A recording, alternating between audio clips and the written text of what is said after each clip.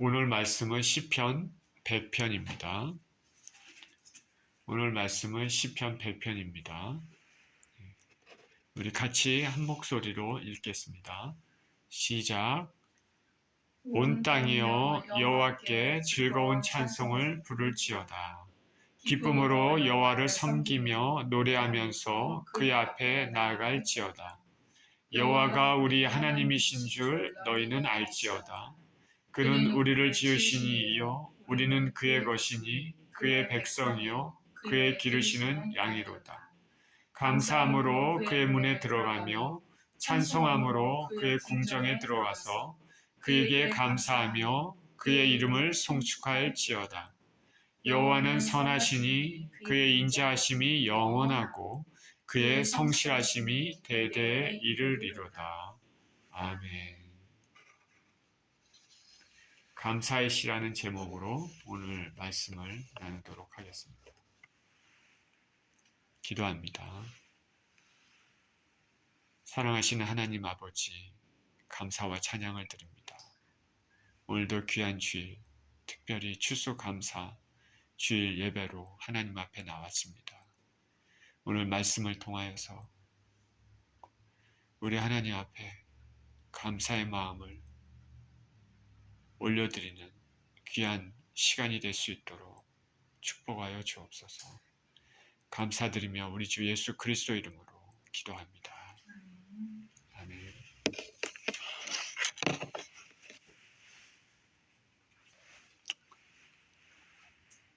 자, 이런 이야기가 있습니다.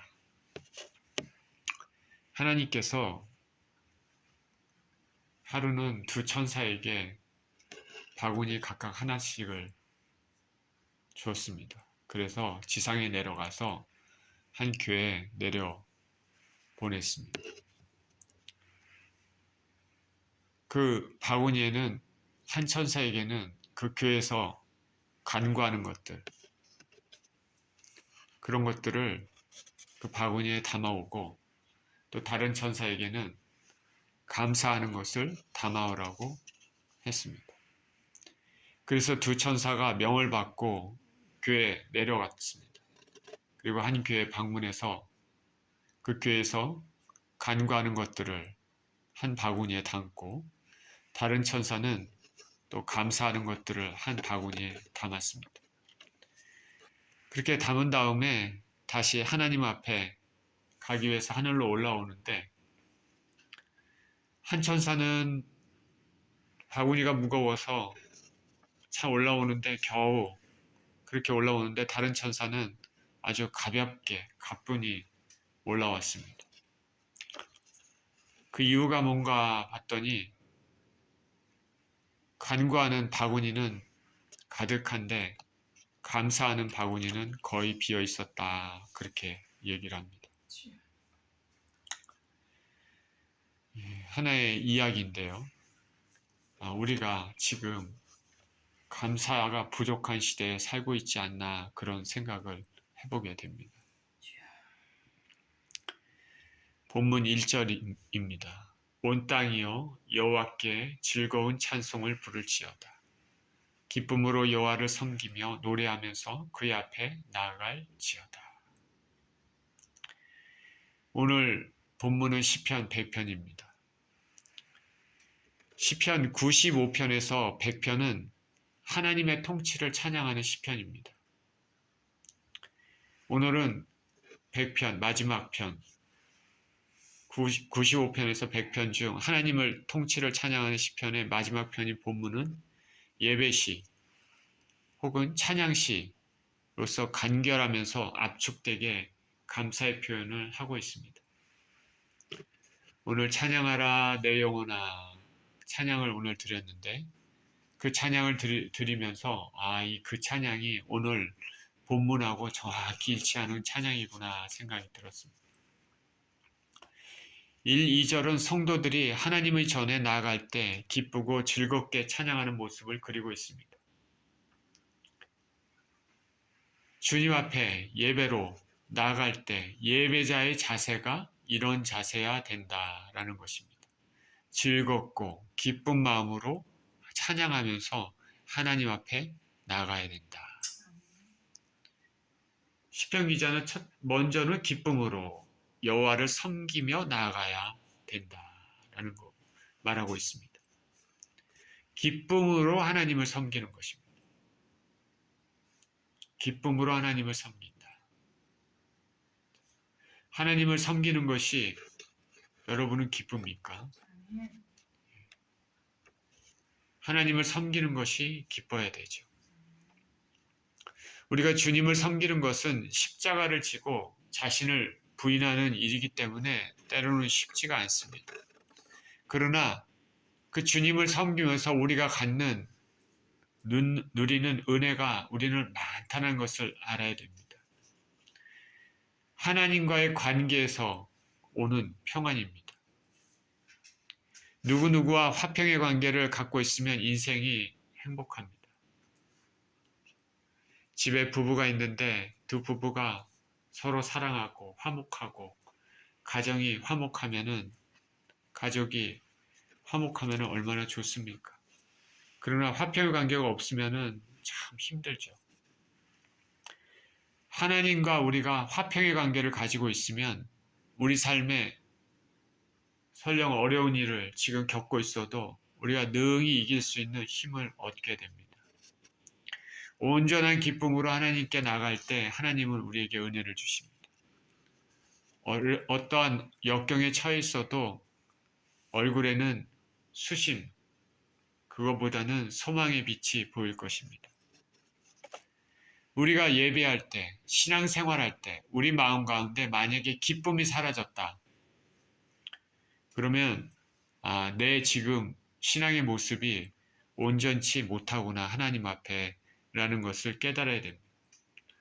예배하는 것이 짐으로 느껴지거나 하나님께 나아가는 것이 종교의식처럼 이렇게 돼버린다면 기쁨이 사라졌다면 나의 믿음 상태가 온전치 못하다.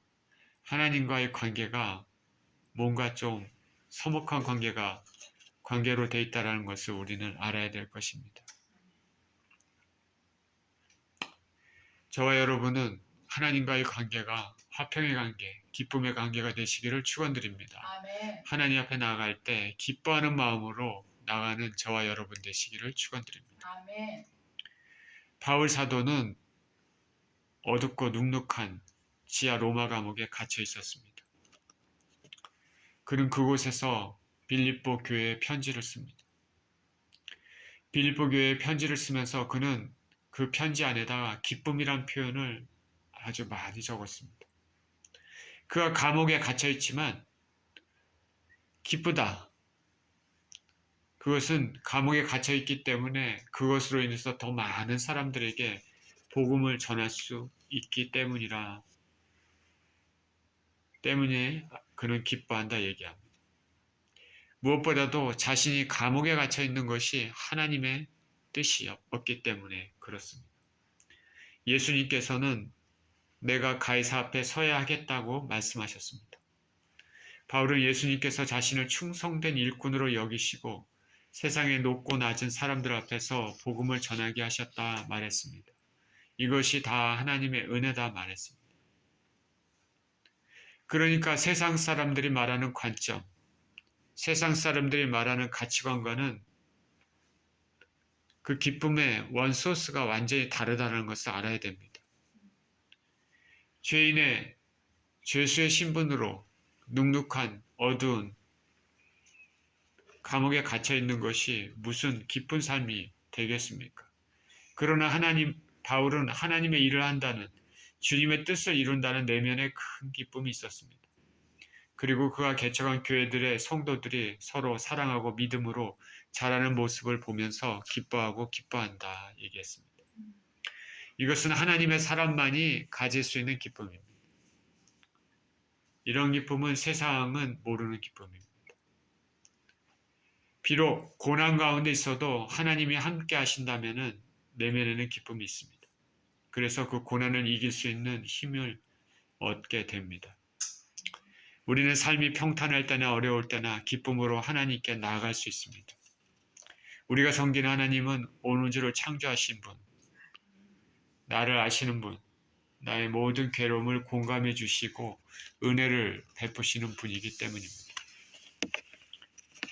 또한 시편 기자는 하나님께 나갈 때 노래한다라고 얘기했습니다. 찬양하는 것이죠. 찬양한다. 저와 여러분은 찬양을 자주 하고 있습니까? 우리는 개인적인 경건의 시간을 가질 때나 회중에 모여서 예배할 때 먼저 찬양으로 하나님께 영광을 돌리면 매우 자연스럽습니다.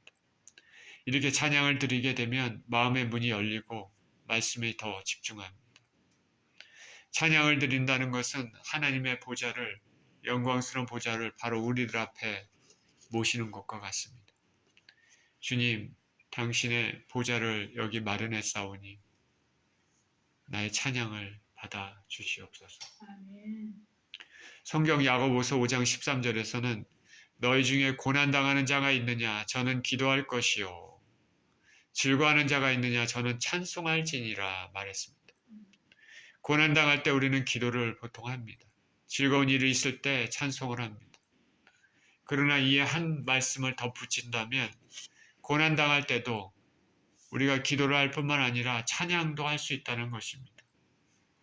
고난당할 때 드리는 찬양은 우리의 믿음을 표현한 것이고 하나님을 영화롭게 하는 행위입니다. 상황이 어떻든 우리는 하나님께 찬양으로 나아갈 수 있습니다. 찬양은 믿음의 표현이자 감사의 표현입니다. 저는 찬양을 좋아합니다.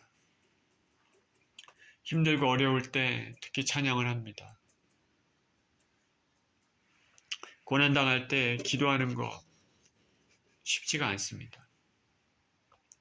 이때 찬양을 드리게 되면 그것이 하나님께 나아가는 귀한 통로가 됩니다.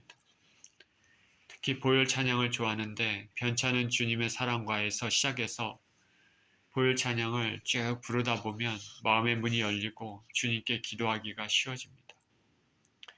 언제 어디서나 할 수 있는 이 찬양은 신앙생활에서 하나님께 나아가는 정말 중요한 통로가 됩니다. 저 여러분 삶 가운데서 찬양을 많이 하시기를 축원드립니다. 하나님께서 찬송의 옷으로 아름다운 옷으로 입혀줄 것으로 믿습니다. 3절입니다. 여호와가 우리 하나님이신 줄 너희는 알지어다. 그는 우리를 지으신 이요 우리는 그의 것이니 그의 백성이요 그의 기르시는 양이로다. 예배자가 기쁨으로 하나님께 나아갈 수 있는 것은 여호와가 우리 하나님이시기 때문입니다. 이스라엘 백성들은 예나 지금이나 자긍심이 있습니다. 세상 만민 중에서 하나님께서 자기 민족을 택하셨다는 것입니다. 한 나라의 대통령이 각부 장관들을 택해서 선임을 합니다. 그럴 때 택함 받은 사람들은 얼마나 영광을 느끼는지, 영화로움을 느끼게 되는지 모릅니다. 가문의 영광으로 생각합니다. 대대 자손 때까지 자랑할 것입니다. 그러니 온 우주의 창조주이신 하나님께서 자신들을 택했다는 것은 하나님 백성으로서 참으로 자부심을 느낄 만합니다. 이스라엘 백성들이 그 많은 고난 가운데서, 유대인들이 그 많은 고난 가운데서도 살아남을 수 있는 것은 먼저는 하나님의 섭리요, 다음은 그 하나님이 자신들을 택했다는 민족적 자부심으로 똘똘 뭉쳐서 난관을 헤쳐나왔기 때문일 것입니다. 요사의 에스라와 느헤미야서를 읽지 않습니까? 나라가 멸망했지만 그러나 자신들은 하나님의 백성이라는 그 정체성을 잃지 않고 결국 바사 왕 고레스 때 돌아갈 수 있는 사람은 돌아가도 좋다 했을 때 신실한 백성들 유대로 다시 예루살렘으로 돌아왔습니다. 그래서 유대 공동체, 이스라엘의 민족 공동체가 다시 새롭게 시작하는 것입니다. 그것은 그들이 민족적 자부심이 있기 때문에 그렇습니다. 자기들은 하나님이 택하신 백성이다. 저와 여러분들, 우리는 이스라엘 사람들은 아니지만 저와 여러분들은 예수 그리스도께서 나를 부르시고 택했다는 것에 기쁘하고 감사해야 되는 것입니다. 예수님이 나의 주인이 되는 것입니다. 하나님이신 예수 그리스도께서 나를 택하셨다는 것.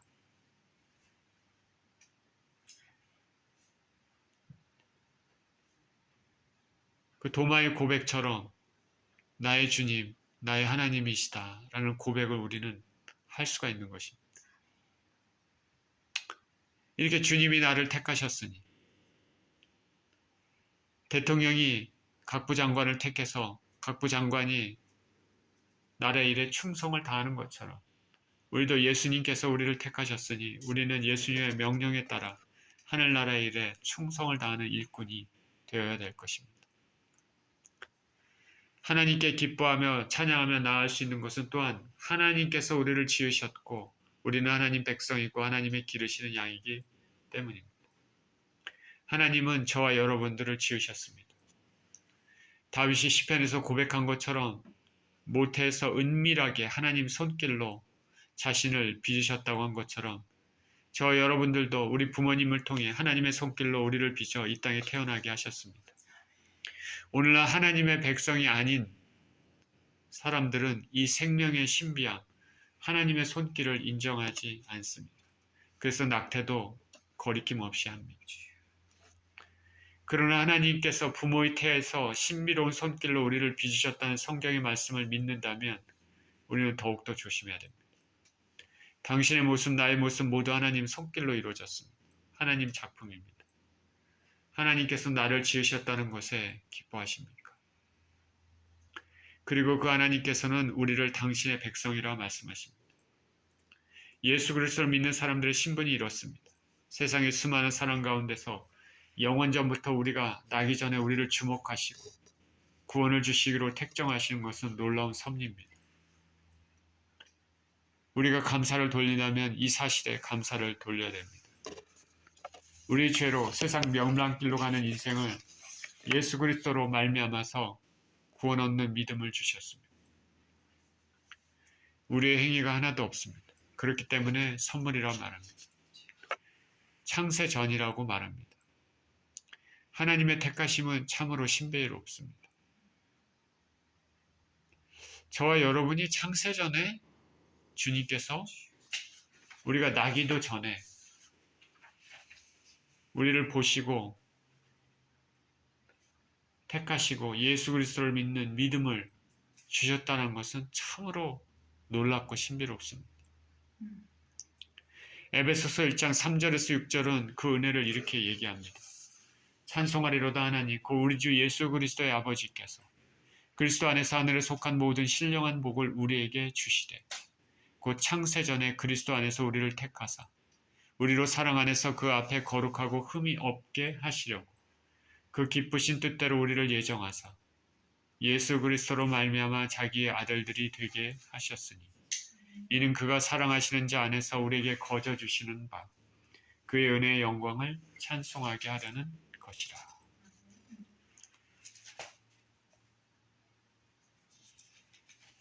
우리는 하나님의 지으심을 받았고 우리는 하나님의 것입니다.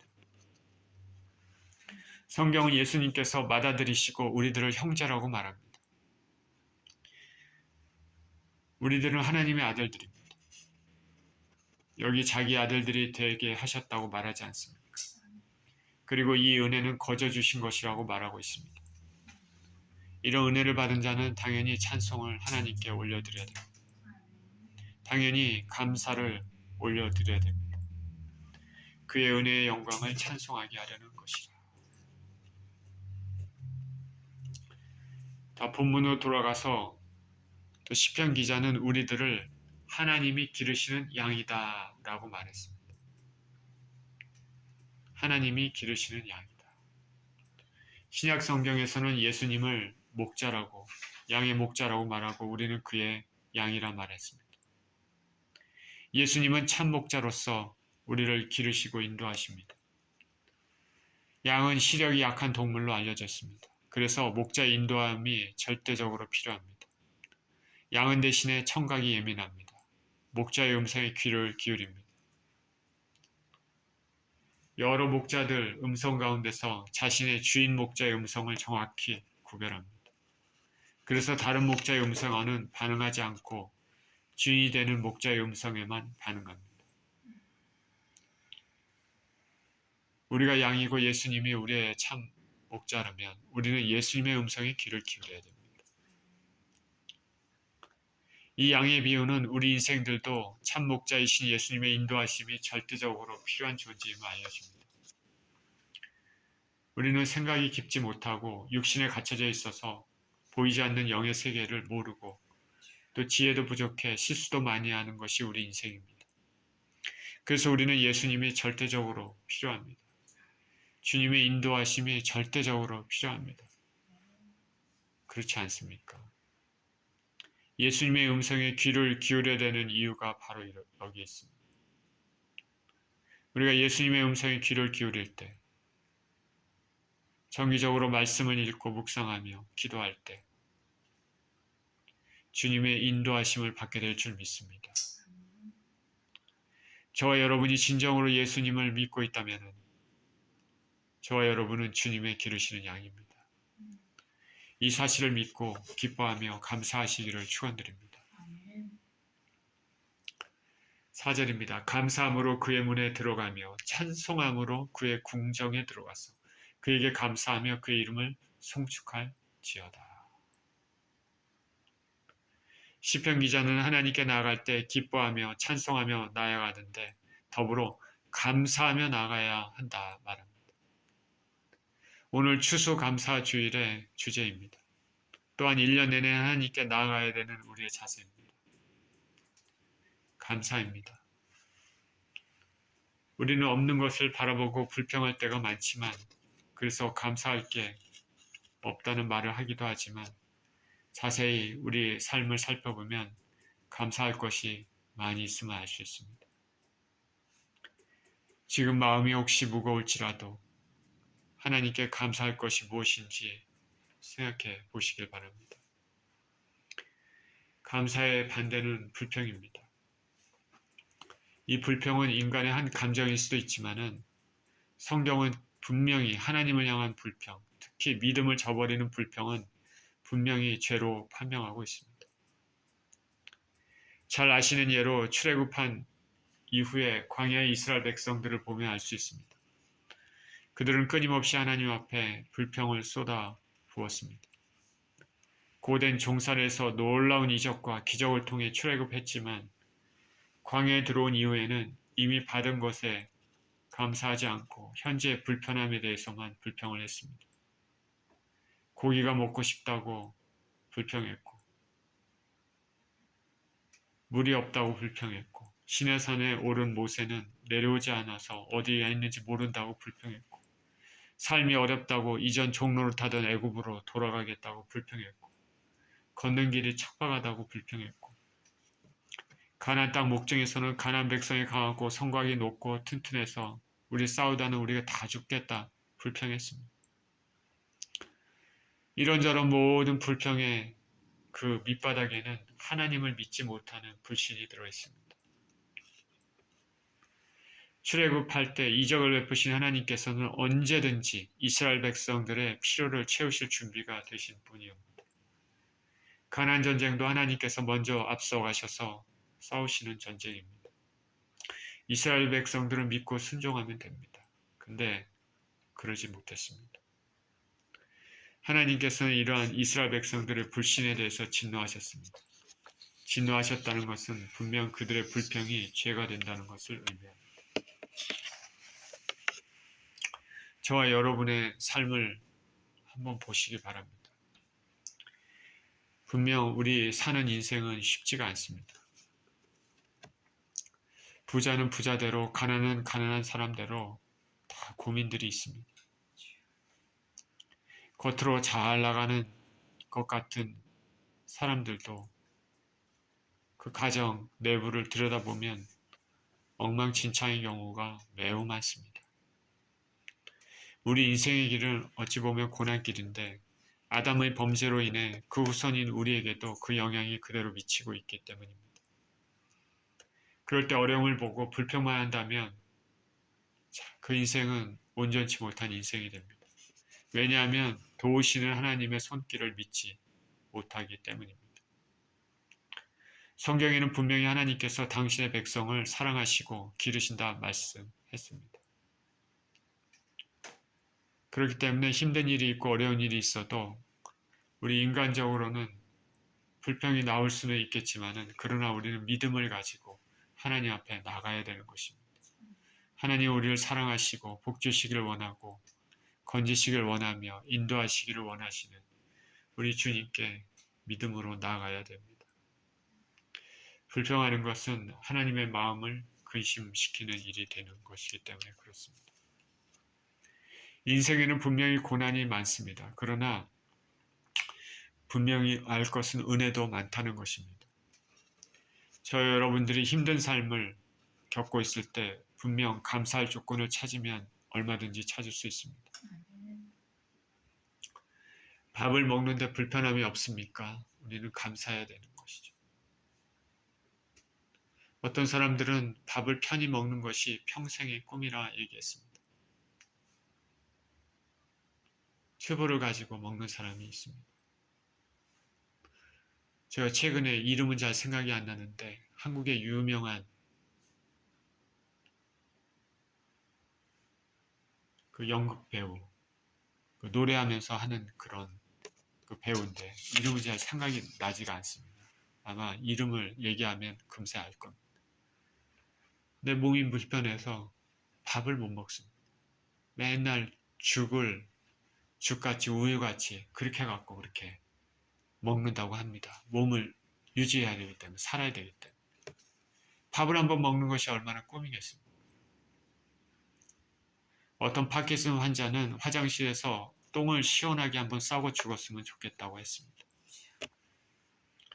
걸어 다닐 때 불편함이 없습니까? 감사해야 됩니다. 다리를 제대로 못 쓰고 휠체어를 타고 다니는 사람들이 있습니다.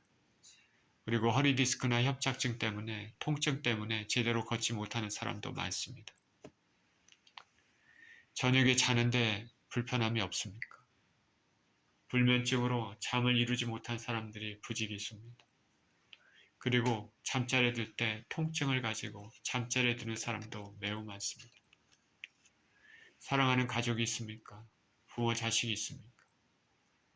세상에 가족과 떨어져서 멀리 혹은 가족도 없이 이런저런 이유로 홀로 외롭게 사는 사람들이 많이 있습니다.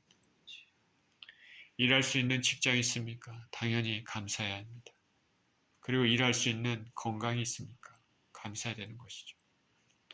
집이 있다면 감사해야 될 것이고 오늘도 운전하면서 사고 없이 안전하게 운전했다면 감사해야 됩니다.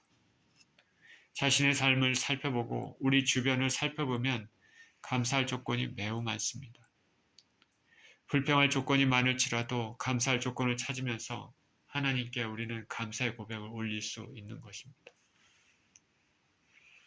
우리는 무엇보다도 참으로 죄인인 나를 사랑하셔서 믿음을 주시고 예수님을 아는 지식과 영원한 생명의 길로 인도함을 받게 된다는 것에 감사를 해야 될 것입니다. 구원만큼 소중한 것은 이 세상에 없습니다. 영원한 삶을 우리 하나님과 영원토록 복락 가운데 살게 된다면 얼마나 감사합니까?